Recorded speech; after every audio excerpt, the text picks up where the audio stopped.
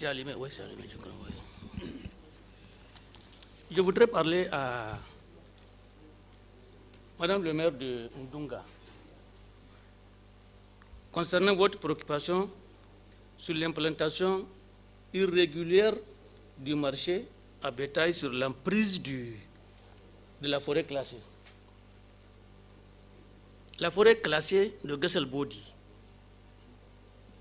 elle est classée depuis 1948 par un arrêté. Vous pouvez avoir une copie de cet arrêté-là, c'est important pour vous, à la direction départementale de l'environnement ou auprès de Mohamed Kofo, le secrétaire permanent de la COFODEP. Vous allez voir qu'en 1948, c'était 5400 hectares. Aujourd'hui, c'est 4700 hectares. Qu'est-ce qui s'est passé?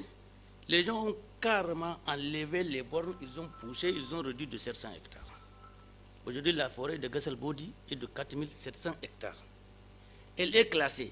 Donc, elle tombe dans le domaine public de l'État.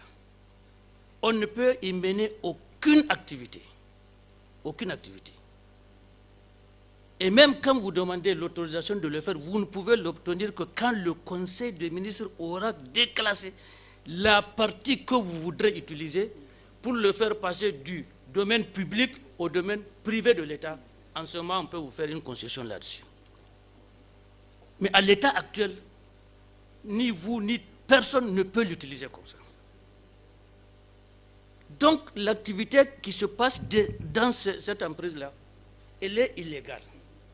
Vous devrez saisir l'autorité qui doit mettre fin à ça.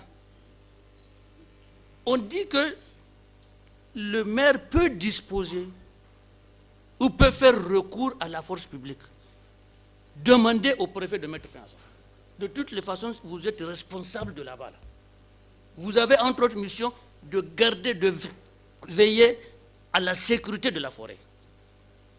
C'est ici le préfet. Il met à votre disposition. Vous stoppez d'abord l'activité. Et le problème est posé. Si on pense qu'il faut continuer à faire cette activité, on va mettre la forme légale nécessaire pour faire. Mais aujourd'hui, vous êtes en position de pouvoir, avec l'appui du préfet, demander de stopper ça. Et il faut oser, il faut le faire. D'ailleurs, le Premier ministre à l'époque, en 2017, il s'est déplacé avec l'ensemble du gouvernement dans un bus. Ils m'ont trouvé là-bas pour parler.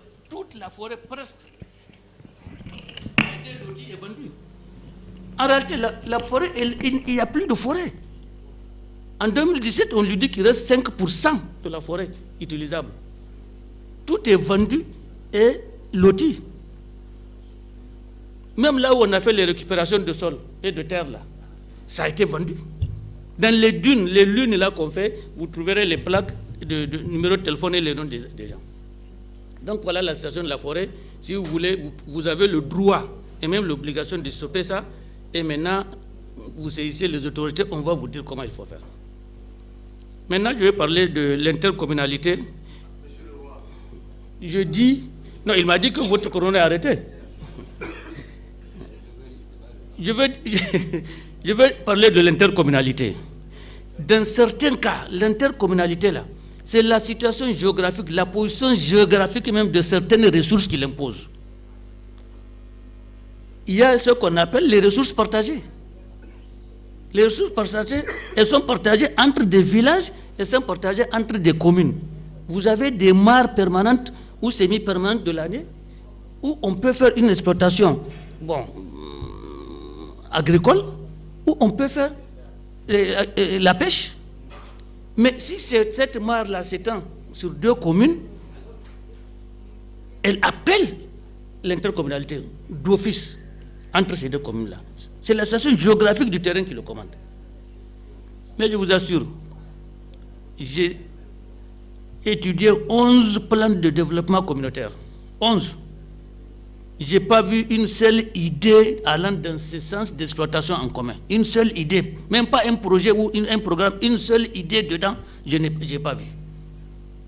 Alors que ça s'impose même, la nature même dicte ça. C'est pourquoi hier, le haut commissaire disait que le maire doit avoir de l'ambition, il doit avoir de la vision, mais une vision réaliste. C'est des ressources partagées. Naturellement, elles sont dites partagées. Et si on l'appelle ressources, c'est une exploitation. Ça veut dire que c'est une mise à disposition de la nature. On doit les exploiter. Mais on ne les fait pas. J'ai étudié 11 plans de 11 communes. Je n'ai pas vu un seul endroit où ces ressources-là ont été évoquées et qu'ils aient exprimé la nécessité, le besoin de les exploiter. Et si c'était le cas, ils seraient obligés de faire l'intercommunalité. C'est ce que je tenais à dire.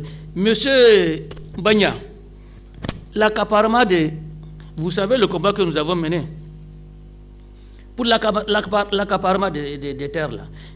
Tillabéri, il y a 3 semaines, vient de bénéficier d'un schéma d'aménagement foncier. Ça a été adopté en Conseil des ministres en même temps que la région de Zender, je crois. Mais l'inventaire des ressources contenues a été fait en 2017.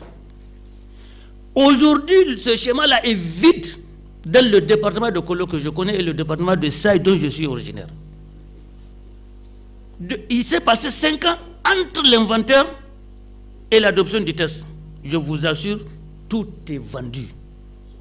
Tout est vendu, il est vide l'inventaire. J'ai saisi le président du conseil régional de Tillabéri pour l'informer. Vous venez d'avoir votre schéma, sortez voir ce que vous en reste. Il faut réactualiser. Vous n'avez pas 5%.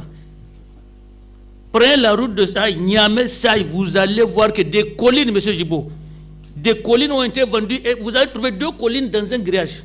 Collines, pas plateau, on a fini avec ça, maintenant les collines. Billahi, 2 collines dans un plateau, dans un grillage. De Niamey à Saï, il n'y a pas de brousse. Donc c'est fini. Hein?